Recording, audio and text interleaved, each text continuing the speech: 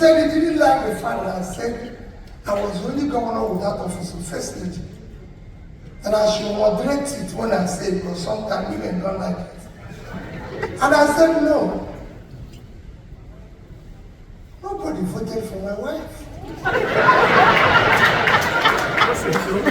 So how can we create an office for somebody without any government office to do anything? And it's going about with public money making a confusion all over the place. I need the money to fix schools. And I need the money to fix school. I need the money to do what I was supposed to do. It's my wife, we're very close. Two of us live in the house, but I was the one they voted for. And she's my wife, my lover, but it's in the house. Yes.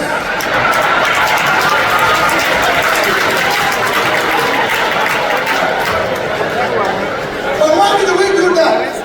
We didn't do it because we don't want the office, but we found out when I started the office of the governor, just like it is still today, the cost of governance in Nigeria is totally unacceptable.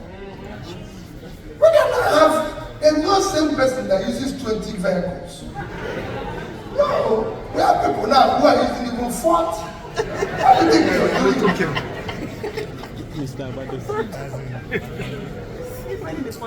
If you see governor of Texas today in 10 vehicles, you think he will remain tomorrow? They will remove him immediately. And the person who asked me about this, I said, in your state in America, do they have office of first lady? He said no. He said no. No, he doesn't have. I even told him, I said, let me tell you, Biden's wife, I even told him that Biden's wife is first lady in name. There's no office you enter. They say it's the office of first lady. If he wants to go to, if Biden is time, he can accompany him. So they call him first lady. But he cannot go and print ahead him, have advisors, have people following about with a convoy. If he goes out, he cannot have, but here you have people going around with 20 vehicles, ambulance, everything. And they say, who is doing that?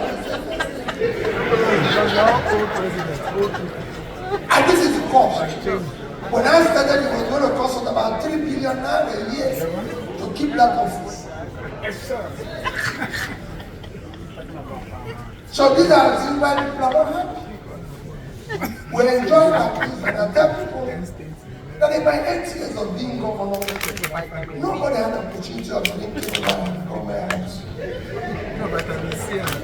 No, I wasn't running a bar. I didn't want to fix school. And people will say people were not happy. Yes, when I live here, comedians will come, musicians like Flavor will come. That's people who make people happy. Not me. My job is to show that if I start, like I'm preaching to you this night, that I don't end in 4 years telling you that power cannot move from 4,000 to at least 15,000.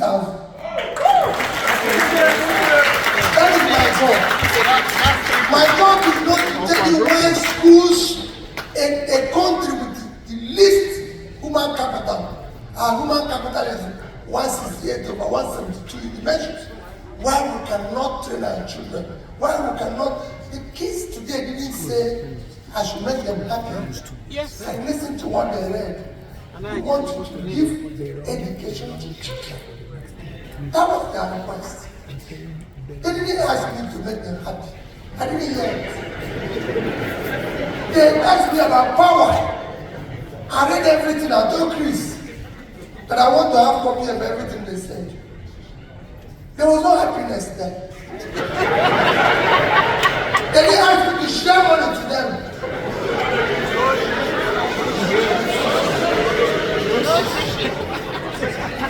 People ask me why is dollar going down? How can you control dollar? doesn't there. Some people say you're going to deal with inflation. There's nothing there. Production. If you want your money to be strong, you produce and export. And there's nothing wrong, there's nothing difficult in production. Nothing, absolutely nothing. But we were busy sharing oil money. It makes no sense. I'm happy when Texas, which is supposed to be the oil capital of America, reclamation, but it's not the richest state in America. It's about number 3 or 4. Yeah, California. The biggest is California. He knows his number. A 3.3 trillion economy, which is 8 times Nigeria. But they're not powered by oil, they're powered by agriculture knowledge. Which Nigeria in abundance. Yeah. We have vast land, vast cultivated land in the north, which is supposed to be our biggest asset. But nobody wants to go and farm because they want people to send money from overseas. The big short share allocation. They're sharing public money made from oil, which we should make from Niger Delta. I was in Niger State. And they're complaining to me about their allocation. Niger State of Nigeria. Niger State is a state that is occupying 76.3 thousand square kilometers of land. They can't feed themselves. They cannot feed the country. They cannot export anything. They are waiting for their share of money from oil. So they send people to Abuja to collect money.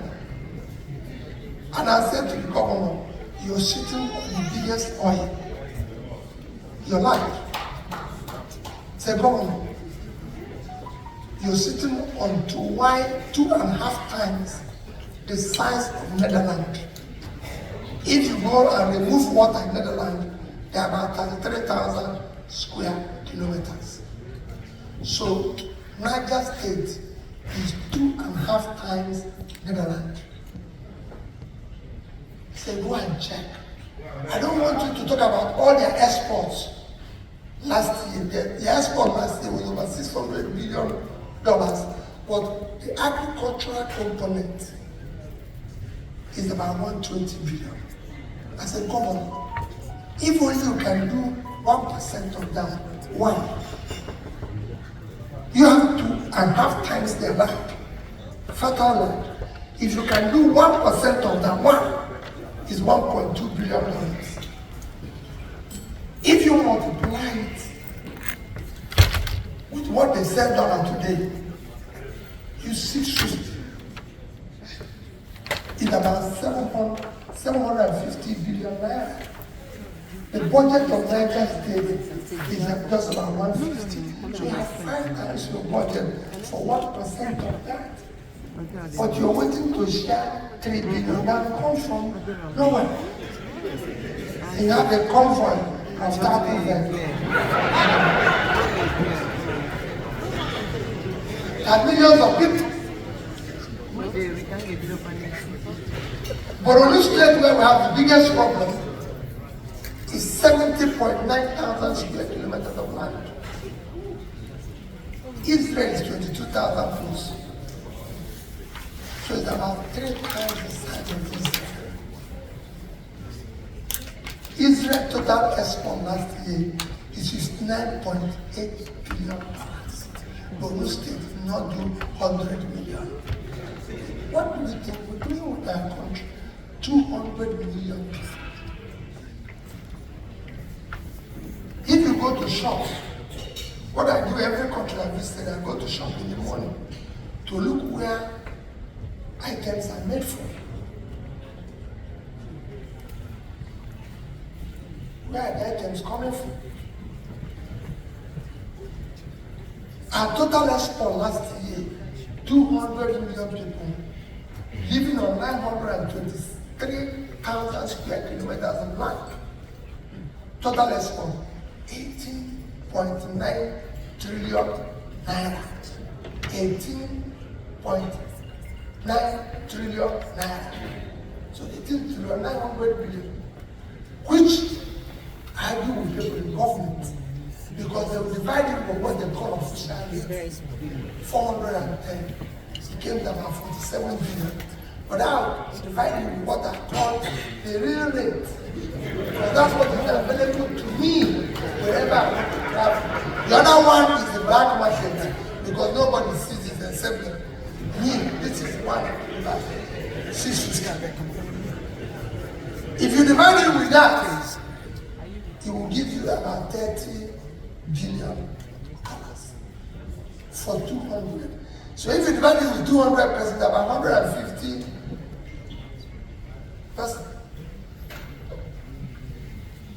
Vietnam is about 100 million people living on 331,000 square kilometers of land, which is a third of our land. Total export, $312 billion. So if you divide it with them, it's about 3,000 per person. Ours is 150. Why do I go around repeating this all over the place? It's for you to understand that you have to help yourself by helping all of us there to change. You can no longer continue this. Those people you think you're doing a favor today, if you have to ensure it is cheaper for you to invest in having a competent leadership than you spending money thinking you can continue to do this welfare for the rest of your life. Then one day give you money because you left with nothing. For the fact that the 10 people phone you and with the bad news is enough to give you even sickness. Because nobody comes with the good news. Even people phone you every day and say things are bad. Even me living in Nigeria, there's a time I want the small people in my office everywhere. When you come in the morning, no news until in the evening. Because I think they allow me to tell you, everybody have come by the news. It's coming in the morning. So we said, no more news until evening. So, wow. So imagine what you're seeing when they send you message, when they tell you this person is sick, this person is that. You can't continue that way. You must be part of this change. So we can continue hearing this good news. Let nobody tell you we cannot fight corruption. We can. If the principal person, the local government chairman, the governor, the president is not stealing, if the wife and children are not doing that, Yes. There you go. I totally agree. Anybody can tell you otherwise, because you are the one who is going to approve it. And you can surround yourself with very competent people. If you read about my chief of staff and everything when I was governor, all the people I worked with when I was governor, I didn't know them when I was campaigning. At least, call it 60% of them. I never met them. When I became governor, I met them. Either somebody introduced me to them, or somebody that said, okay, come on board. And when they came, I told everybody, which is what I'm asking you to deny that, which is what I used to tell Professor Tommy. I said to them, if you agree with me in 3 meetings, everybody will know. Your job is to say no. Your job is to tell me where I'm wrong. Your job is to remind me that I'm not perfect. Your job is this, because Nobody knows everything. If you know everything, you're an idiot. You should not lead. A leader must be a learner. People must be every day telling you no. People must every day telling you no. When I came into this hall, I met one of my strongest, when I mean strongest, one of those people I always tell people, they will go to heaven. One of those who were every day telling me, you can't do this. I will even quarrel with them. I always tell people the way she refers to me, she doesn't like me saying that. Because she was she was in my school. When you go to secondary school, you have what they call senior and junior. Like it happens with me and Pat. Every day I have to remind him that he's senior. I say, senior, what do I do? Senior, what's this? So when I came to CKC in Onitsha, we used to have women in upper class, what you call 6th form. Upper 6, you're correct? Yes, classes and upper 6. So she happened to be in upper 6 when I came. And she will remind me always, Mama, I swear, what a clear she will always say it, and I could hear it and tell me, you cannot do this. And I would say, what do I do now? You did this wrong. This is wrong. This is wrong. You can't do it. And that was how I succeeded. Because I had people who had courage to say to me, no. What do other people do? Everybody sits here and says, Your Excellency, you're wonderful. Even when you could see everything is funny. Since you came, the world has changed. Even though nothing has changed around you.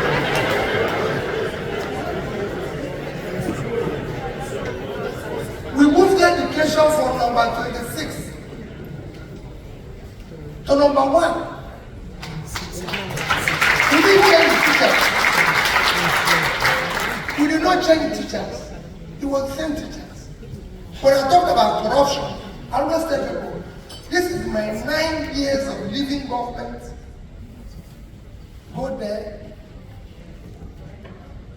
and show me where Anambra State money is missing. No. Instead, the little thing we were able to do, we did it. And when we were leaving, we left their money. Because it's their money. You can imagine what it is to leave for over 150 million. Who told us that we are going to have the issue of dollars? We just said, well, listen, since we are saving in naira, let's save dollars. So we divided all we are saving in dollars and naira. So the day we left, we have about $155 million, and the equivalent of that in naira. It was their money. Anambra had never bought me a bottle of water since I left. Because we said, no, we don't want that. If you finish, please go home. No more. No, you can't come and just do 2-3 years job and expect to pay the pension. So please, just go. Why am I saying all this? Is to tell you that it is possible. Those of you from Anambra State know or can testify a little bit of change we brought on board. It's there for you to go and see. The schools were closed when I came here in 2002. It was one of the things that made us quarrel here. The schools were closed. By 2011, we moved from 26 to number 1. We don't have school of nursing, we don't have school of everything. For people like me, person I was talking to, Vivian man who stood and said, we're going to do this. And insisted that it was not. At the time I told people, I said maybe it was a mistake. to have hired women all around me. I'm sorry, women, because I had a lot of them. My chief of staff was a woman. The lady in charge of NDG and in charge of our good governance, Vivian, was a woman. Head of service, woman. Commissioner for finance, woman. Commissioner. They wrote down and said, no, you can't do this. I said, I'm the governor. They said, you're the governor. But you're wrong. Which is what we need. Which is what I'm appealing to you. This night, I want to learn from you. You live in the first world. Tell us what you're looking for. Tell us what you want us to do. But insist, we are 18 people going to contest to be president. Don't say you've chosen Peter Obi. No. Listen to 18 of us. Let them come, not through process. Let them come the way I came here now to speak to you. And they are speaking, let them show you what they've done in the past. We want to know their name, their age, schools they went to. No, let them tell you their schools, their classmates, everything, so we can verify and know whether go and verify.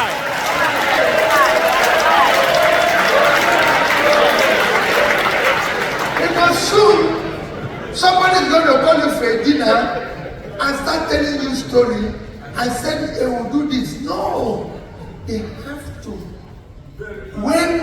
When people are campaigning here to be president and everything, don't they move from one state to the other? They even go overseas and talking to Americans, other places. That's why I'm here. So let them come and do the same thing. Obi, Obi, Obi. Let them bring people like that to Tommy. Let them bring people like that to Tommy who hold responsible. Not because you are going to hold him responsible when you can no longer reach me. You said it was you who came with this man here. And we thought you people are serious. Look at where you. I'm calling people like Vivian Man, I'm calling people like Stella Okuna and everybody. And there are people you who are doing that. I have a special article my head of service wanted to publish. It's in government form. And I said don't publish it on the foreign. It's a special article where it was stinginess as a development strategy. Because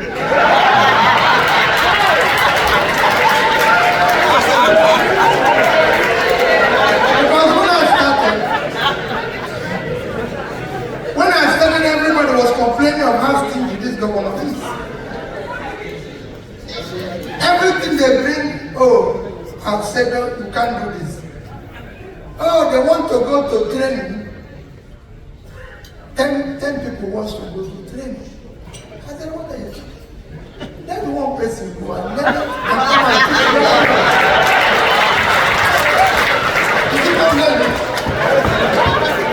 Why we say of them go and learn the same thing? And we kept doing it. She kept complaining to me. Until one day I said, when I just came here, the judges don't have vehicle, the magistrates don't have vehicle, the Panacea don't have vehicle. I'm going to buy a vehicle for all of you. Started paying their pension and gratuity. Started paying all the things they were being owed. And that's done. I said, where did you get the money? I said, it was that money we saved for training and everything. Now we are looking to pay you. People are not asking me, how are you going to get the money to do the power? How are you going to get the money to pay? When I said the number of security personnel we have is unacceptable. I was, as governor, I was paying all time union vigilante directly from government house, bought every community vehicle from government house, and people were asking, how will you do the national level. In fact, somebody told me, I said, if we decide today to employ additional, say, 300 or 400 police, our police is 320,000 for 200 million, country of 200 million people. When Egypt with 100 million, have over 1 million police. And out of that 320,000, I can tell you that about 70 is following people like me around. So we need to do, he said, how are you going to get money today? I said, it won't cost us more than 20 billion a month. He said, but Peter, that's expensive. I said, our accountant general just told him about 100. That is almost salary. We just stopped oil. You saw oil that was stolen from Nigeria. We just stopped oil that was stolen from Nigeria in neighboring country.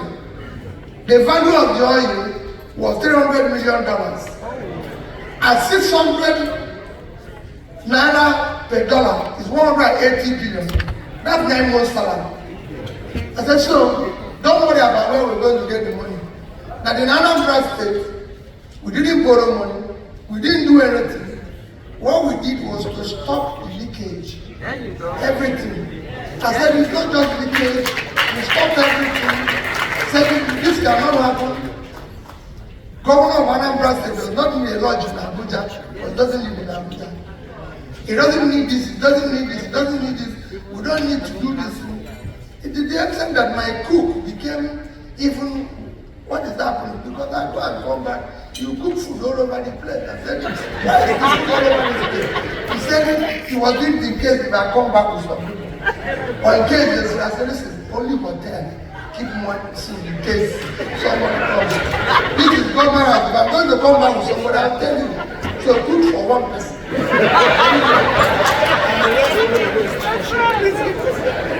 In this country, if you go to buy that they will charge the farmers or the Bibles.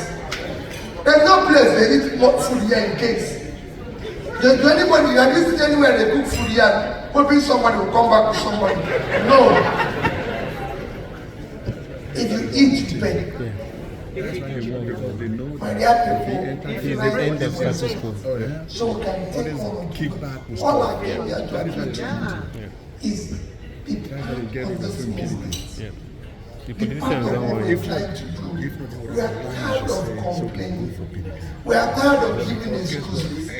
We want to start seeing solutions. No matter how difficult, no matter how difficult, we want to be like other countries. We want to start giving hope. We want Nigerians to start having faith in their country. This can only be driven by hope. We want you to come home. We want you to feel we are part of this country.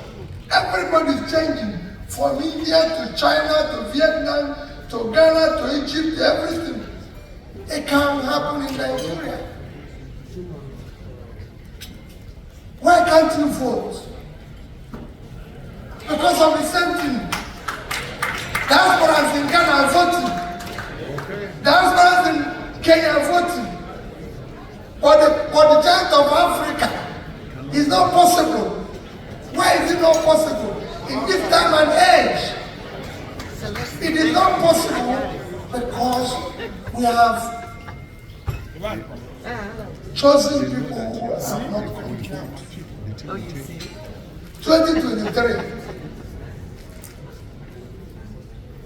we cannot survive beyond it if we don't do the right thing.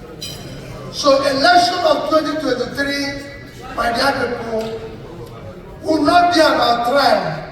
Don't vote for Peter Obi because it's for the Southeast or it's an Igbo man. I'm not running on that ticket. There you go. Don't vote for me because of religion. Don't vote for me because it's my tongue.